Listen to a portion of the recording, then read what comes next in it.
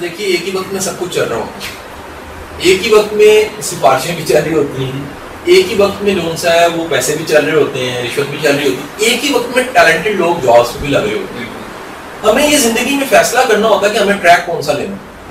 अगर हमारे पास सिफारिशें नहीं है, रिश्वत नहीं है, हम अमीर के बेटे नहीं हैं, फिर हमारे पास सिर्फ एक ही रास्ता रह गया, वो टैलेंट का रास्ता। यकीन कीजिएगा अगर वाकई टैलेंट है तो रास्ता बना लेता, टैलेंटेड बंदा नहीं रुकता।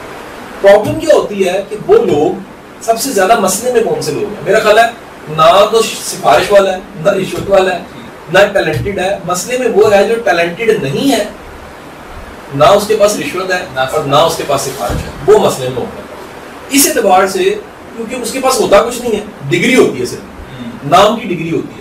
जब डिग्री होती है तो वो हाथ में झंडा पकड़ता है और या ढोल पकड़ता है और पूरे शहर में ढिढोरा पीटता है, देखो जी डिग्री है लेकिन मेरे पास नौकरी नहीं है। और वो एक तरफ देखता है तो वो कहता है जी देखो इन्होंने पता नहीं कहाँ से नंबर ले लिए, इनको जॉब्स मिल गई, हालांकि वो टैलेंट होता है। इन्होंने देखो जी पैसे लगाए, इनके पास जो सा वो पैसा था, इनके पास सिफारिश थी, और मैं देखो जी ये तशहीर कर रहा होता है, एडवर्टाइज कर रहा होता है कि यार सोसाइटी ऐसी है। दर हकीकत टैलेंटेड बंदे के लिए हमेशा रास्ता है। टैलेंटेड बंदा अपनी जगह खुद बना। क्या बड़ी खूबसूरत बात कही जाती है कि पहाड़ की चोटी पे हमेशा बंदे की जगह मौजूद होती है।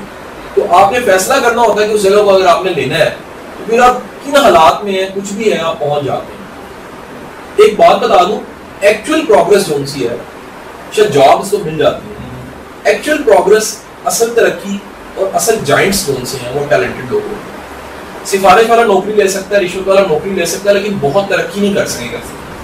तरक्की करके उस जगह पे पहुंच के अपने आप को कायम रखने वाला बंदा वो ये जो टैलेंटेड है। तो अगर आपके पास ना पैसा है, सिफारिश है, ना रिश्वत है, तो फिर एक ही रास्ता है, वो है मेहनत का रास्ता और टैलेंट का रास्ता।